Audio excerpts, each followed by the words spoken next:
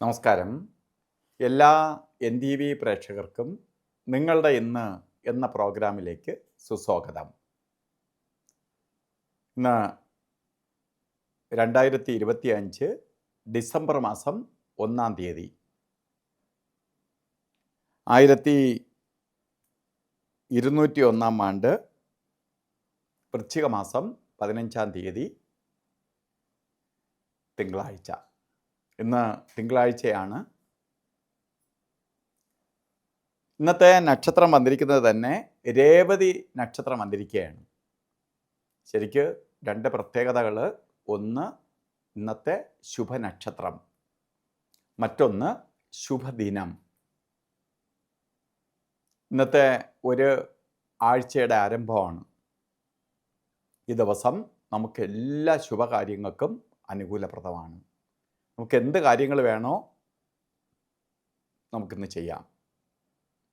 ശരിക്കും പറയുകയാണെങ്കിൽ ഒരു ആഴ്ചയുടെ ആരംഭം കൊള്ളൂല്ലെങ്കിൽ അങ്ങോട്ട് പലതരത്തിലുള്ള, കാരണം നമുക്ക് തിങ്കളാഴ്ച ദിവസം ആരംഭ ദിവസം കുറേ പ്ലാൻ ചെയ്ത് ഞായറാഴ്ചയുടെ പ്ലാനിങ് എല്ലാം തിങ്കളാഴ്ച നടപ്പാക്കാൻ തുടങ്ങുകയാണ്. അപ്പോൾ ഈ ദിവസം കൊള്ളൂല്ലെങ്കിൽ എന്തു ചെയ്യും? നമുക്ക് പിന്നെ ഈ ആഴ്ച തന്നെ പോയെന്ന് വിചാരിച്ചാൽ മതി.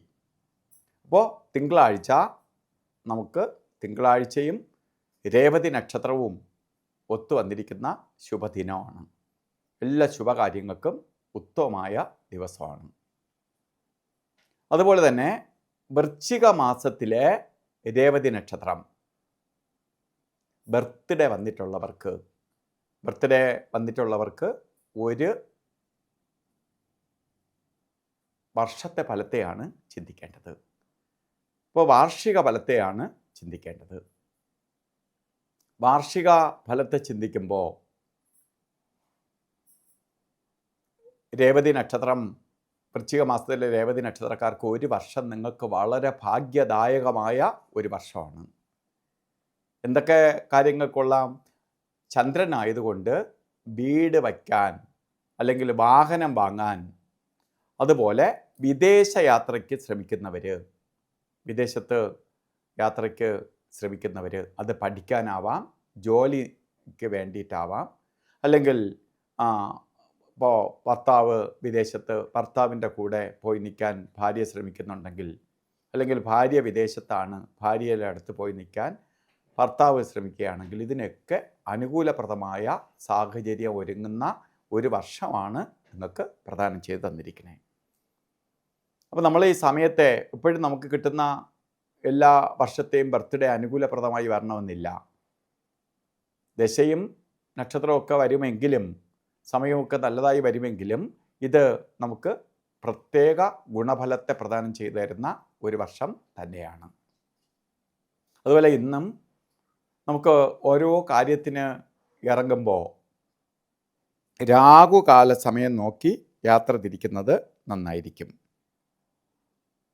രാഹുകാല സമയം വരുന്നത് കലണ്ടറിൽ 7:30 മണി മുതൽ 9 മണി വരെ എന്ന് രേഖപ്പെടുത്തിയിട്ടുണ്ടെങ്കിലും രാഹുകാല സമയം 7:56 ആരംഭിക്കുകയുള്ളൂ. അപ്പോൾ 7:30 തുടങ്ങത്തില്ല, 7:56 ആകുമ്പോഴേ രാഹുകാലം തുടങ്ങുള്ളൂ. അപ്പോൾ രാഹുകാലം നേരത്തെ തുടങ്ങും എന്ന് പറഞ്ഞ് വെപ്രാളം വേണ്ട. 7:56 വരെ രാഹുകാലം ഉണ്ട്.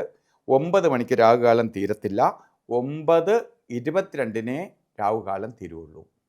അപ്പോൾ നമുക്ക് രാഹുകാല സമയം നോക്കി യാത്രയ്ക്ക് ഏറ്റവും പ്രാധാന്യം കൊടുക്കേണ്ടതാണ് രാഹുകാലം. അതുപോലെ മറ്റ് രണ്ട് സമയങ്ങളുണ്ട്, യമകണ്ഠ കാല സമയവും ഗുളിക കാല സമയവും. ഇത് രണ്ടും നമുക്കൊരു ശുഭകാര്യങ്ങൾക്കും എടുക്കാൻ പാടില്ല. അതിൽ ഗുളിക കാല സമയം വരുന്നത് 1:39 തൊട്ട് 3:05 വരെയും, അതുപോലെ യമകണ്ഠ കാല സമയം വരുന്നത് 10:48 തൊട്ട് 12:14 വരെയും. ഈ സമയം ഒരു ശുഭകാര്യങ്ങൾക്കും എടുക്കരുത്. എല്ലാ ദിവസവും അഭിജിത്ത് മുഹൂർത്തമുണ്ട്. അഭിജിത്ത് മുഹൂർത്തം വിശേഷ മുഹൂർത്തമാണ്. മറ്റെല്ലാ മുഹൂർത്തത്തേക്കാൾ ശോഭനമാണ് അഭിജിത്ത് മുഹൂർത്തം. അപ്പോൾ മുഹൂർത്തമുള്ള ദിവസവും അഭിജിത്ത് മുഹൂർത്തത്തിന് കൂടുതൽ പ്രാധാന്യം സിദ്ധിക്കും. അല്ലാതെ മുഹൂർത്തം ഇല്ലാത്ത ദിവസം അഭിജിത്ത് മുഹൂർത്തം നമുക്ക് മറ്റ് മുഹൂർത്ത രാശിയിൽ നിന്ന് എന്തൊക്കെ നെഗറ്റീവ്സ് ഉണ്ടെങ്കിലും അതിനെയെല്ലാം ബ്ലോക്ക് ചെയ്ത് കൊണ്ടുപോകാനുള്ള കഴിവ് അഭിജിത്തിനുണ്ട്. ഇന്നും അഭിജിത്ത് മുഹൂർത്തം സമയം വരുന്നത് 11:50 തൊട്ട് 12:38 വരെ 48 മിനിറ്റ് നേരം അഭിജിത്ത് മുഹൂർത്തമുണ്ട്. അതുപോലെ ഇന്നും ഓരോ കാര്യത്തിന് ഇറങ്ങുമ്പോൾ വസ്ത്രധാരണത്തിന് പ്രാധാന്യം കൊടുക്കണം. വെള്ള വസ്ത്രമോ അല്ലെങ്കിൽ പേളിൻ്റെ കളറിലുള്ള വസ്ത്രമോ വസ്ത്രധാരണത്തിൽ ഉൾപ്പെടുത്തുന്നത് നന്നായിരിക്കും. അപ്പോൾ ഇന്നത്തെ ദിവസം എല്ലാവർക്കും ഭാഗ്യദായകമായി തീരട്ടെ എന്ന് പ്രാർത്ഥിച്ചുകൊണ്ട് നിർത്തുന്നു. നന്ദി, നമസ്കാരം.